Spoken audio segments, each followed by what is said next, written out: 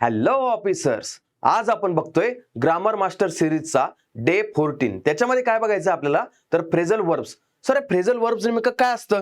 Sir तुम्ही आम्हाला सांगितल्याप्रमाणे वर्ब्स आम्हाला जमतं, पण हे फ्रेझल वर्ब्स काय?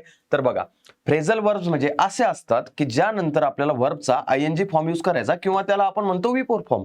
मग हे कसं बरं सर? तुम्ही तर म्हणता की सर टू नंतर आपल्याला V1 फॉर्म लावायचा, पण असेच काही एक्सेप्शन या फ्रेझल वर्ब मध्ये असतात. मग कुठले कुठले आहेत? यूज टू, अकस्टम टू, त्यानंतर averse to, with a view to. यात सगळ्यानंतर टू दिसतोय आपल्याला, बरोबर?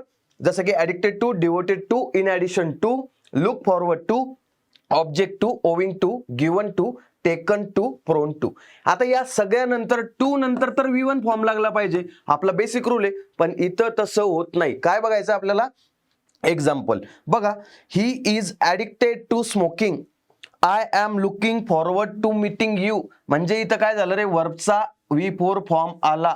तर फक्त एवढंच लक्षात ठेवायचंय, ह्या ज्या फ्रेझल वर्ब्स तुम्हाला दिसतील तर त्या ठिकाणी आपल्याला V1 फॉर्म न वापरता टू नंतर तिथं वापरायचा आहे आपल्याला V4 फॉर्म.